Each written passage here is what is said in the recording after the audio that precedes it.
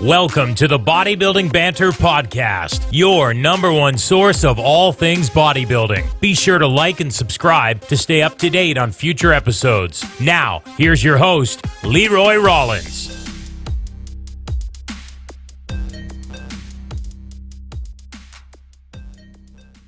Okay, let's get into the meat and potatoes of this podcast, this spur of the moment podcast that we just drummed up. But anyways, so for those that follow Jordan Peters, trained by JP on Instagram, you'll know how he trains, the intensity he brings to the table, just the pure fire in this man is incredible. Yeah. So Branden and I have had a couple of workouts together that have always been 10 out of 10 in my opinion. We push each other, which is something that, speaking for me personally, I don't have a training partner necessarily all the time that does that, or even when I do have, people locally that train with me, it's just not, there's just a little bit of buzz missing. So, Branden and I are going to make an effort to get in workouts regularly, I hope, when the gym reopens. But anyways, we're going to talk about training intensity, what that means, why you need to pay attention to it,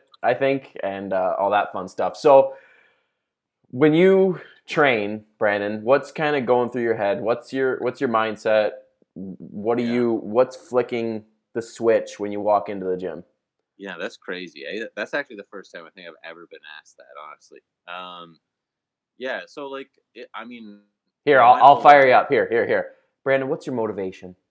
Yeah, exactly. So it doesn't really matter what my motivation is, right? Let's just the whole process of a training session for me, it starts on, I drive to the gym and it starts with my music. It starts with any sort of lingering thoughts that I'm having throughout a day, and I slowly just sort of melt them away. I just slowly dissipate them, and it just goes into this it's an hour, or if I'm training legs and abs and calves and all that stuff, it's an hour and a half or whatever, and this is just time that I just put into that.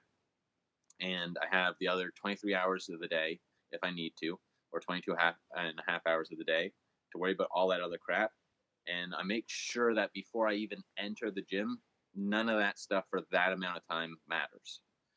So that's, for some people, they're who it could be someone that's trying to compete or whatever, or someone that's prepping the first time they're 35 years old or 40, and they're I can't do that. I can't I have kids and I have all the, of course you can. You can always do it, right?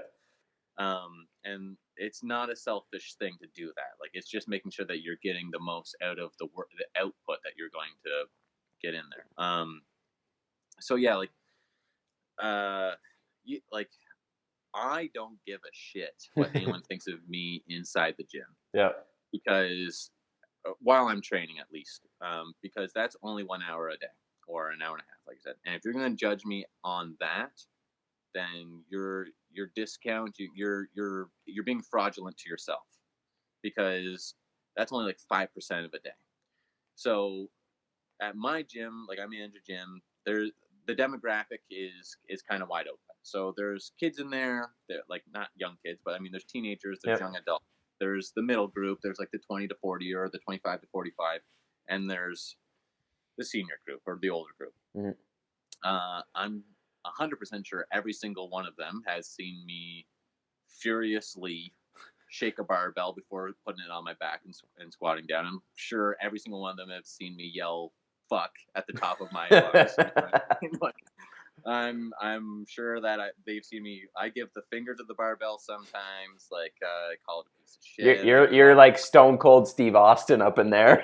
Yeah, I really do. At the end of even on Instagram, sometimes I'll forget that I'm videoing it for Instagram. It's just at the end of the set, I'll just give it one, And that is what that is a part of. That's not an ego thing. That's not me trying to seem tough or anything like that. It's not me trying to, I'm not trying to start a fight in the gym or anything like that, although some people have thought that, and then there's been a confrontation, so it's been wild. But it's just me getting into this zone where it's just me and whatever I'm working on, and not a single thing matters other than that. Yep. So I like to start my pre-exercise or a pre-movement ritual extremely calm. So what I mean by that is I pretty much do the exact same things for certain exercises anyways, what I would call heavy duty exercises. So for instance, like right now, my training block that I did today is like 1-arm dumbbell rows. So I do the exact same thing. I put that dumbbell up on the bench, put my non-working leg on the bench. I brace myself with my non-working arm. I slam that dumbbell loud on the ground. I strap in. I make sure I'm locked all the way in. And at that point, I'm calm. Yeah. If it's going to be a real tough set, then I'll call on some memories. I'll call on some feelings. I'll start cooking some stuff up. I'll shake something to make sure that like I can handle this. You know what I mean? Like sometimes, like for me, like I don't even. Like, it's weird because if I'm not training, like man, whenever I pick up a 120-pound dumbbell, let's say if I'm just cleaning the gym and then like I have to move it or something like that, I'm like, that's feels heavy as shit. Yeah. Yeah, and then whenever I'm locked into that mode and I just pick it up and like slam it on the ground real quick, it's like, okay, I can handle this. Like, yeah. I can get 8 or 10 reps with this. Game on. Exactly. So it's not about like I don't do it because I want everyone to look at me in the gym or anything like that. I actually would prefer if no one would look at me whenever I do this, right? Like sometimes I have to call in a spot or like if I'm working at like something that's really true failure or something like is it dangerous at?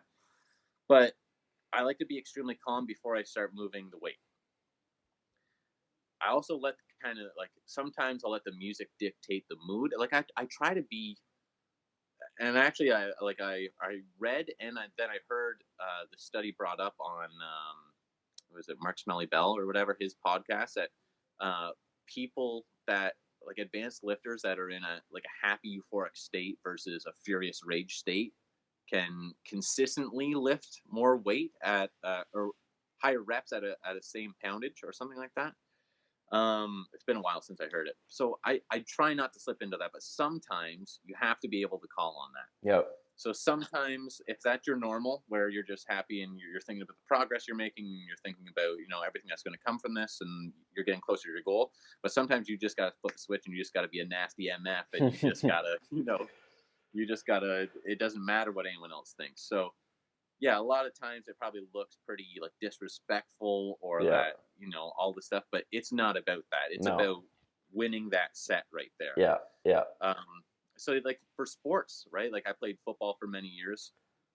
I played a lot of competitive sports and sometimes it's not just always being nice and pretty and it's not always like super fun jovial trash talking that you're doing the other team. Sometimes you want to get in their head. Sometimes you want to like show them, what you're made of, right? Yep. So that's what it comes down to. Like for people that like some people are too worried about what they look like to the other gym members, maybe.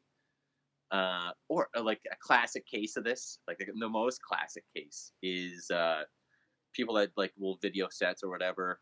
Or not even video sets, but they're just working with their friends, or maybe they're like they got a gym crush or something like that, and they won't even let themselves like make a grimacing face or anything like that whenever they're training. Like they're doing shrugs, like they won't go so hard that they have to like do that face, whenever you're shrugging. Yeah, exactly. So you got to blank that out. You just put the blinders on. That's what I always tell people. I had like the figure competitor I put on stage last year, her name's Duels, and like.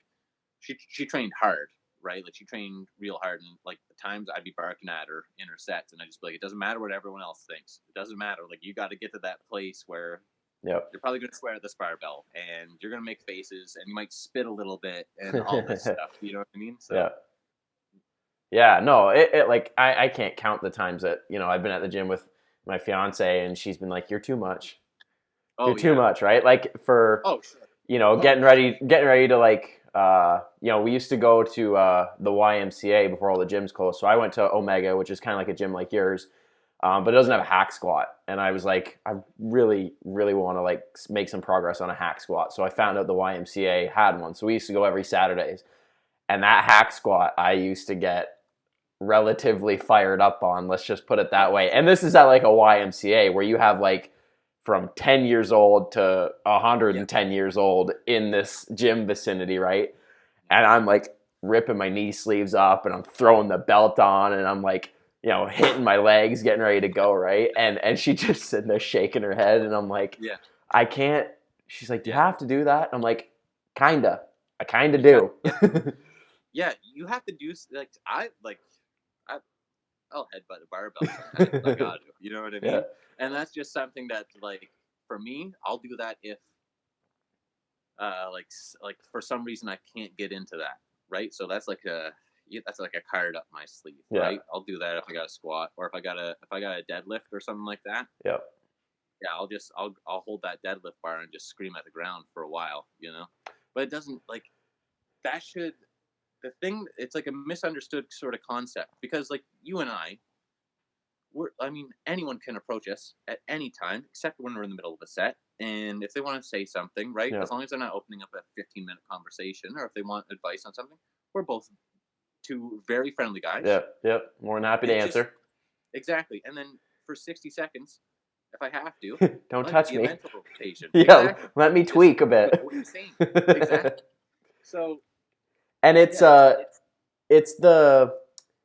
And I think that's kind of with like the training style, nowadays. Like you don't see people attacking squats anymore. I mean, like just locally, for example. I'm only going to speak about what I see locally, and maybe what I see on Instagram. But like, you don't see a lot of guys deadlifting 4, 5, 6 plates. You don't see guys squatting 4 plates for reps. You don't see guys trying to press the 120s on a chest press. You know what I mean? Like people don't do that a lot. So, I don't need to get buzzed up for incline cable flies. I just don't.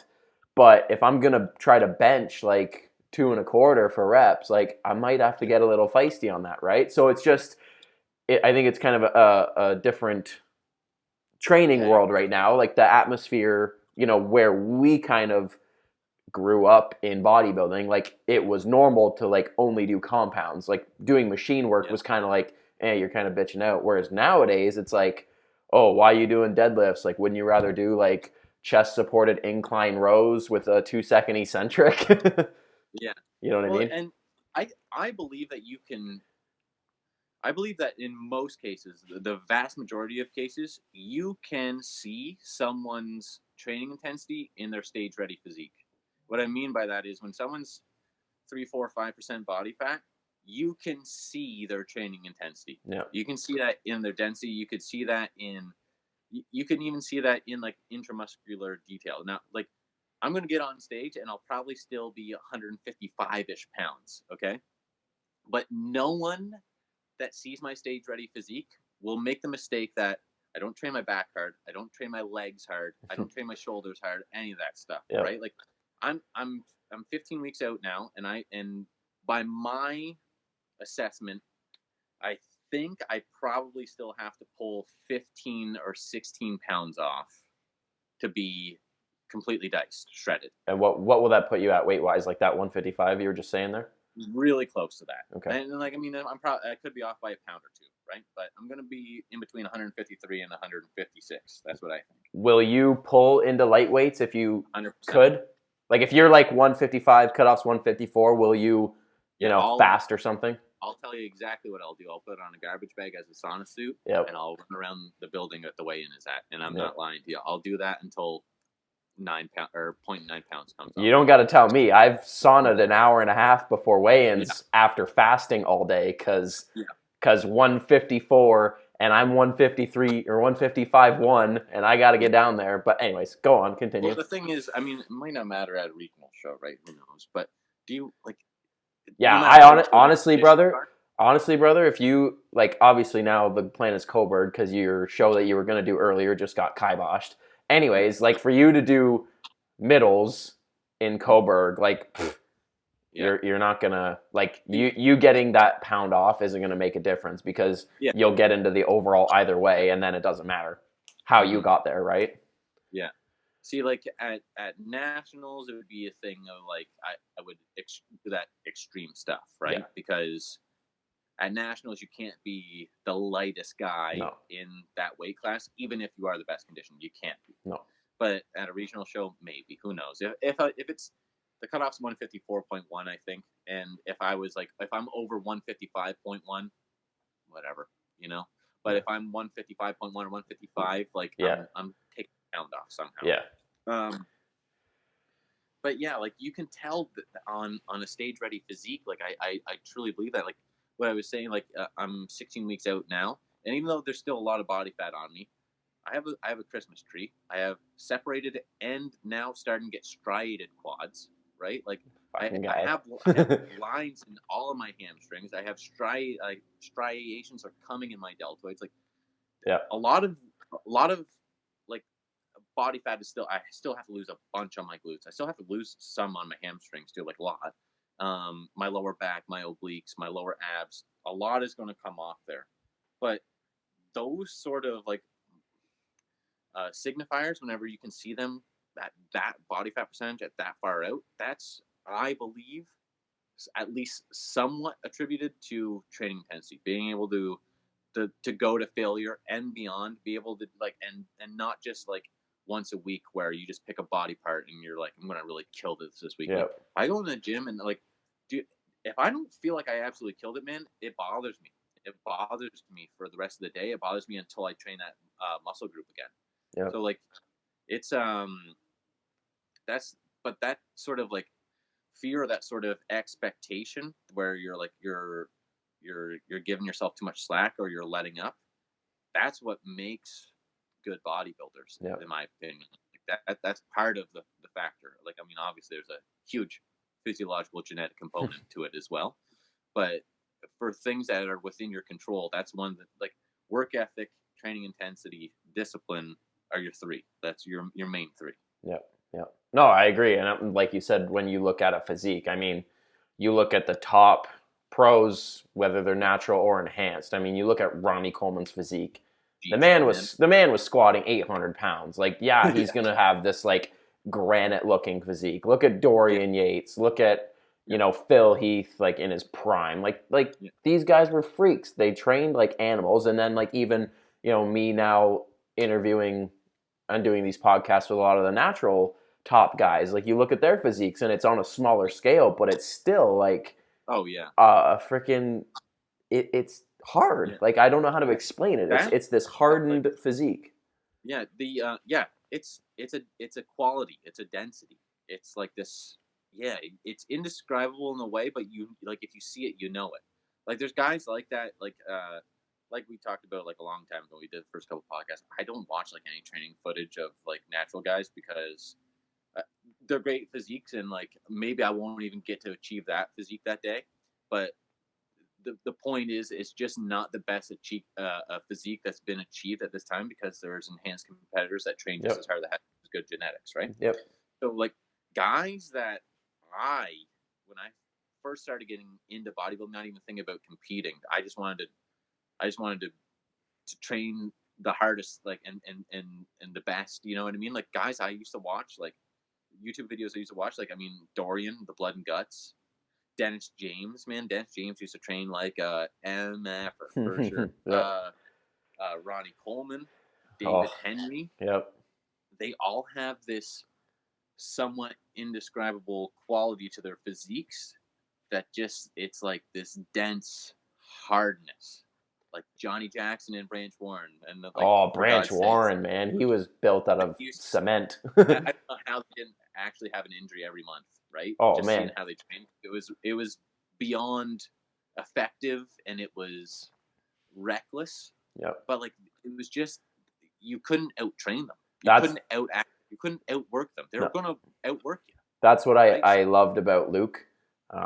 Rest in peace, Luke. But he was one of those guys, like when I found out he passed, like, I was genuinely upset by it, because he was one of the guys that I actually followed, but like very closely. I followed his training. When him and Fuad did a podcast, I watched it. When he was on a podcast somewhere else, I watched it, because I was so invested, because he reminded me of what I liked when I was like 15, right? When I watched like all those names you just listed, Branch Warren, Ronnie Coleman, all those guys, I haven't seen that in a long time. And then I found this Luke Sando guy. And Jordan Peters, ironically, all these guys from the UK. Seems to be something going on in the water over there. There's a water over there. But those guys, I watched, and Luke specifically, I watched, and I'm like, the dude's barbell rowing 495 for sets of 12. And I'm like, and then he turns around and does this, and I'm like, that's why. That's it. That's the ticket right there. That's why he looks the way he does, right? And I was so drawn to it. And it just comes back to everything we've just been talking about, is that intensity. It's that, like, not being afraid to lift heavy and your form's not that great. It's like that form is good enough, and there's an intensity about it that's going to get him the end result. Yeah, exactly. Luke and Dallas, both of them. Dallas is another one. Both got me, man. For a day, I wasn't right. Yep.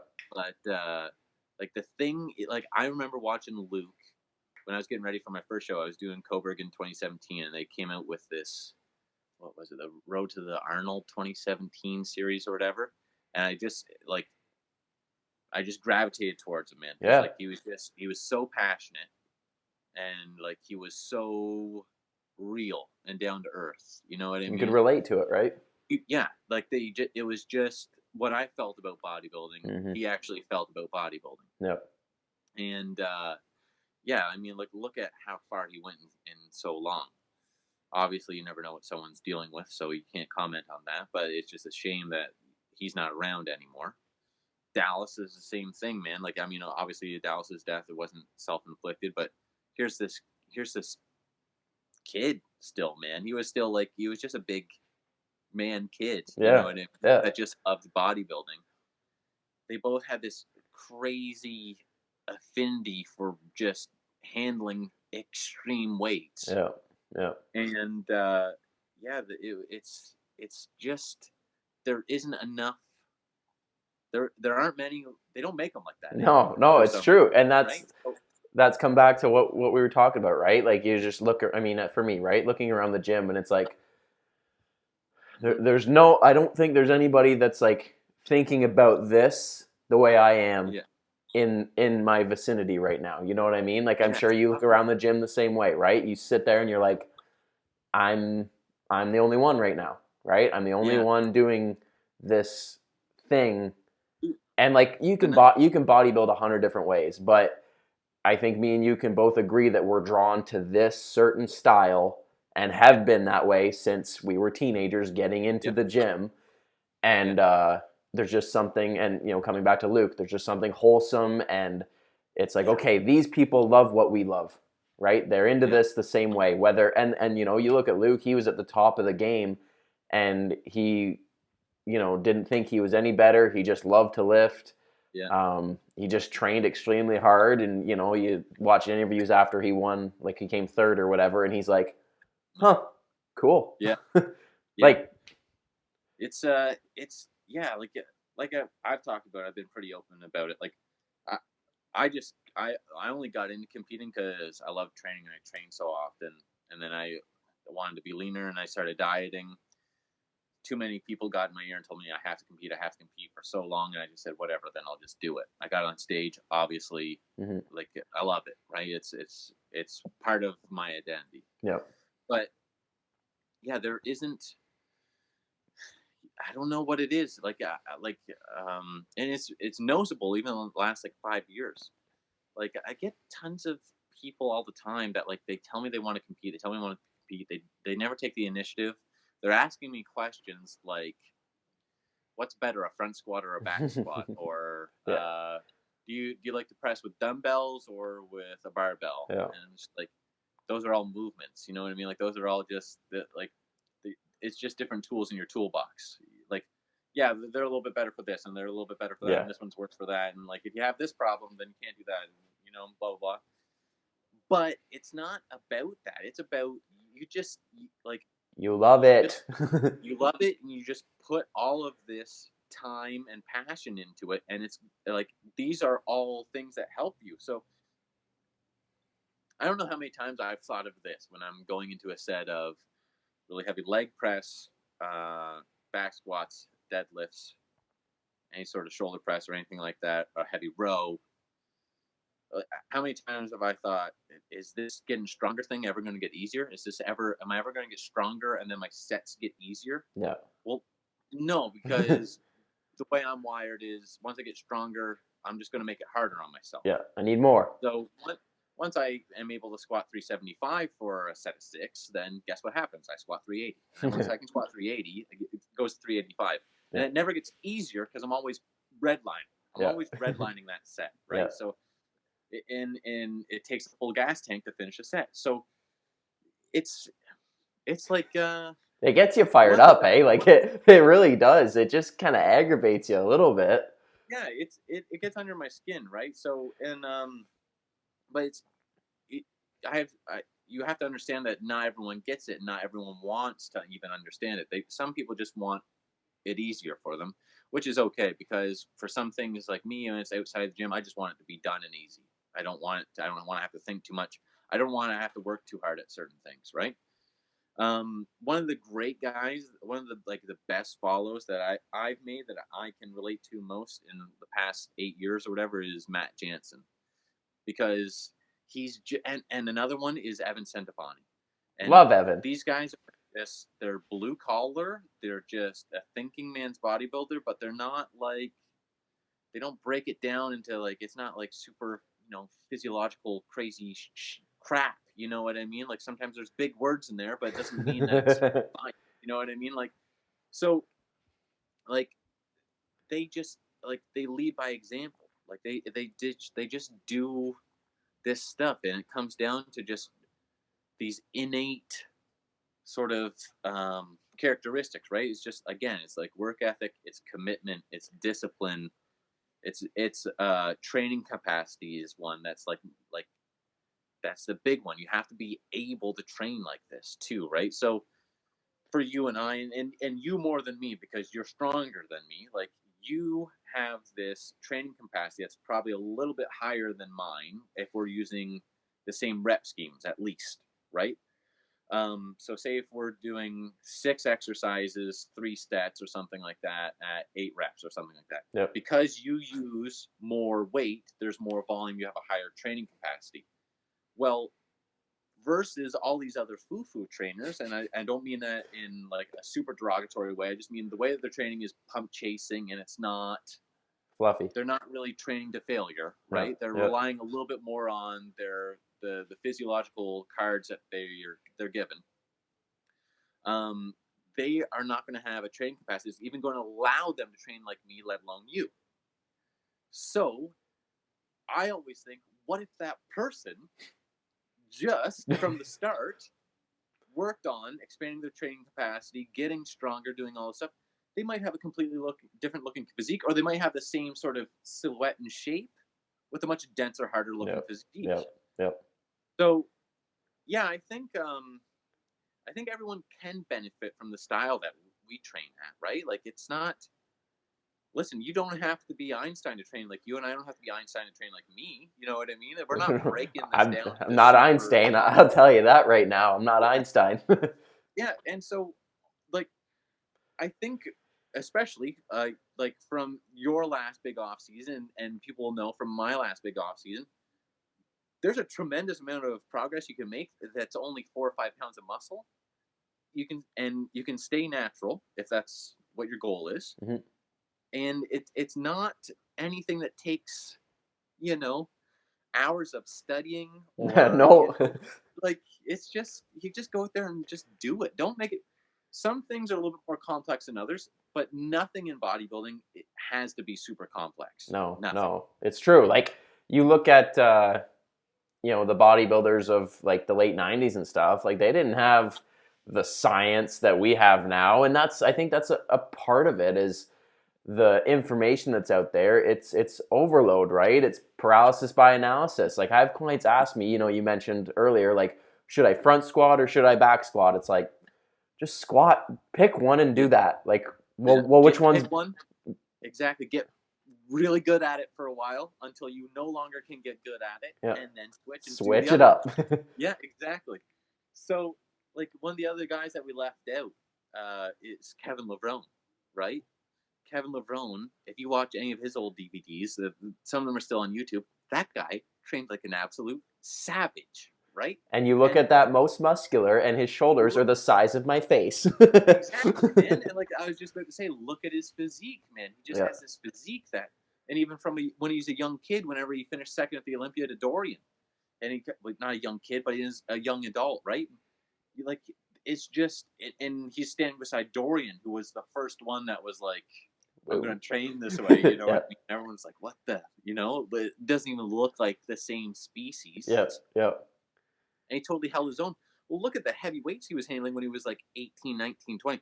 Jay Cutler, same idea, Oh. man. Jay Cutler he's always left out of the conversation, but he might have, if you look at the total aspect of what quad development is, he might have the best quad development of all time. The guy, when he was 20 and 21 years old, was squatting 7 plates for reps, man.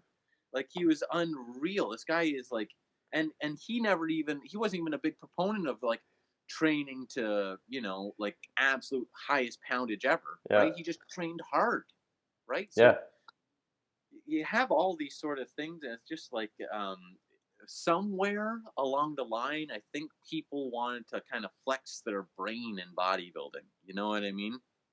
And sometimes it can help people out, but sometimes it's an ego thing as well.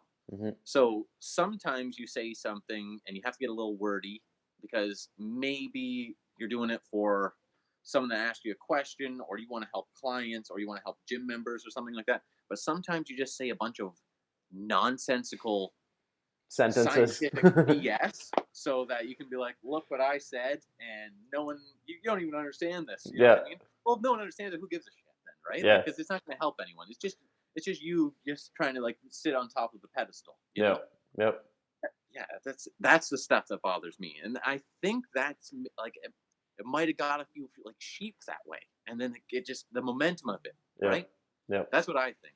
No, I agree with everything you said. I think somewhere along the line it got a little soft, and I think it used to be like the guys prided themselves on being like different back in the day, right? Whereas now everybody wants to like kind of fit in this bubble of like fitness and competitions and stuff like that. And I think that's why you don't see as many bodybuilders. You see more men's physique. And again, like I'm not saying bodybuilders, men's physique, like we're not going to get into that argument, but I think the idea of a bodybuilder, like when I think bodybuilder, it's like those old Frank McGrath ads, Animal, like old training videos of Jay Cutler and all those guys, right? So when I think bodybuilding, that's what I think. When guys nowadays think bodybuilding, like if I ask like my client Aaron, you met him at the gym that one time, he's 19. When he thinks bodybuilding, like his vision of bodybuilding and mine and yours is probably very, very different, right? And that's just the generation he's in right now. And I think that's where that disconnect is, the hard training aspect, you know what I mean? Like when I say like, okay, dude, leg extensions, you're going to do a set of 50, and then we're going to do a double drop set, and then we're going to go squat. And he's like, huh? I'm like, yeah, we're going to do that shit. Well, what about 3 sets of 10? I'm like, shut up. Yeah. Like the thing is too, like now, like I've always taken a pride in how hard I train, right? And you should. It has to be earned, but you should. And hopefully it's not delusional for, you don't want people that like delusionally thinking that, like you said, doing this 3 sets of 10 and not training to failure and leaving always a rep in reserve or 2 reps in reserve that's not hard training. You should not be prideful of that. I don't care who you are. I'm sorry. But yeah, it's I think the attraction of it comes from it being easier, but also being argued that it's just as effective.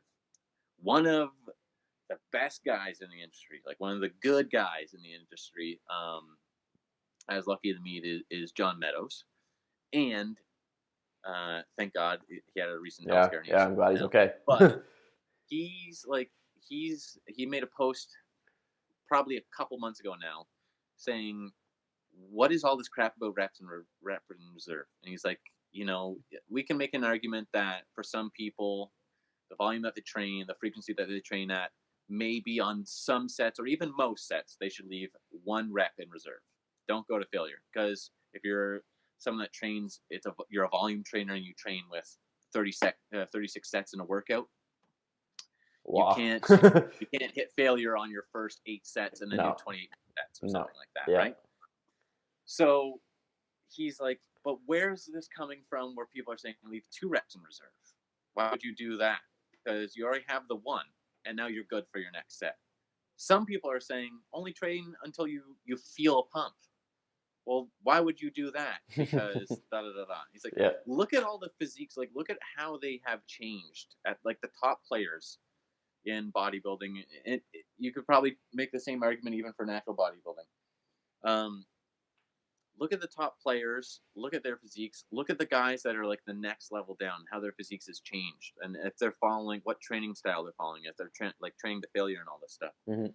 Like I said, I think that there is just this indescribable sort of characteristic to a physique that you can just tell when someone trains hard and trains to failure. Like it's just like the examples that we said, like I don't think Branch Warren and Johnny Jackson could just look like that, not training like that. I honestly don't think they could. Dorian, I don't think he could look like that, not training that way. Yeah. You know? There's tons of guys from like Dorian. Like, I mean, look at Rich Gaspari and look the way he used to train, man. Like that guy was, he was a savage. Freak. Yeah. Savage for sure. There's tons of guys like that. I just think that like, it shouldn't be something that's heavily attached to your ego, but you should have pride in how you train, and you should be able to take pride in how you train. So I couldn't imagine myself going to the gym, man. I could not imagine myself going to the gym and putting 275 on for back squats and squatting for 15 reps for 3 sets and then leaving. Yeah. You know? Yeah. I couldn't, or then doing leg extensions and leg curls and then leaving. You know what I mean? I wouldn't. It wouldn't gravitate me to keep going. No.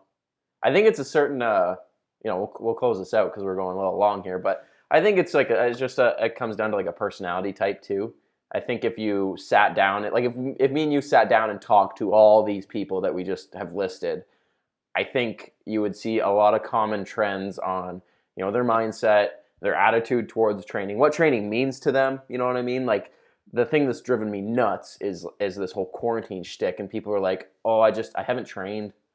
Like, I just haven't trained." I'm like, "What do you mean you haven't trained? Like, God damn, it kills me, right?" But I think you just look at these, these people that we've talked about through this podcast, and it's an attitude, right? It simply comes down to it, and whether your goal is to be the best bodybuilder and win Mr. Olympia, whether your goal is, like yourself, to just you're going into this show, you're leaving no stone unturned, you're going to be dramatically improved. There's no way that you step on that stage and people will be like, well, maybe he's better. No, Brandon's better. You know what I mean? Like, whatever it is, like, you're going to find these common trends between all these athletes. And it's just, it's a level of intensity. It's a level of focus. It's a passion. It's a care, right? We care about this little baby in our lives that's training, that we give it our all. It's just like a relationship. It really is. Yeah, it is, man. Like, it's like, I would not want to put this much time into something that I'm not feeling like I'm getting the most out of it. Yep. Could you imagine that feeling now? Could you, like, I've been training for 11 years, and I've been training as a competitive bodybuilder, or getting ready as a competitive bodybuilder now for 5-ish years. I don't even want to think about all the hours I've put in. If I wouldn't want to think about it if I've been only given it 80% even. Yep. No? Yep. So every time I go in there, I give it 100%. That's like, and like we were talking about when people say like, should I do back squats or front squats, or like, should I press behind my back or behind my neck or in front of my neck, or all this stuff. It's just like, it doesn't even cross my mind, like it's like, it's only just work as hard as you can, like, and as best as you can, and make as much progress as you can. Like, that's, I don't know, man. I would hate to look back and think I've spent this much time and I've only given it 80%, and I don't get that time back. And now how am I going to make up this 20% that I've been neglecting? Yep. That's intense. Yeah, that's goosebumps, people. Yeah, I don't even want to. I actually can't even let myself think about that, man. No. Like, not that I'm even like that, you know what I mean? But for that person, I would just, oh man, like, that would be way too heavy on me. Yeah, that'd be a burden. Well, so if you're one of those people now that have been doing that for a year, smarten up. no big deal. You know, but now once you hear this, Yep. smarten up. Yeah. 100%. Yeah. Yeah. Just work harder. There you Just go. always work harder. Yep. Yeah. If you want to see what hard work looks like, I promise you, you follow my Instagram and you watch my stories, I'll show you what hard work looks like. Because like I'm not afraid to. I'm not afraid of hard work. I'm not afraid of yelling fuck in the middle of my set. Right? There you go. Like that. I love it. All right, people. I hope you got something out of this. I think this was a good one. I think me and you got something out of this, if nothing else. So if this, yeah, man. Now I'm afraid of yeah. What if I'm only giving it 80%, dude? Yeah. What if me puking after legs today was only 80%? Maybe I could have died and given it 100. Yeah, exactly. All right, people. Hope you guys enjoyed the episode. Me and Branden do these semi-regularly, as you guys know. So if there's any topics you want us to cover and rant about them, we'll make it happen. So thanks for watching. Subscribe to these videos, and we'll see you guys in the next one.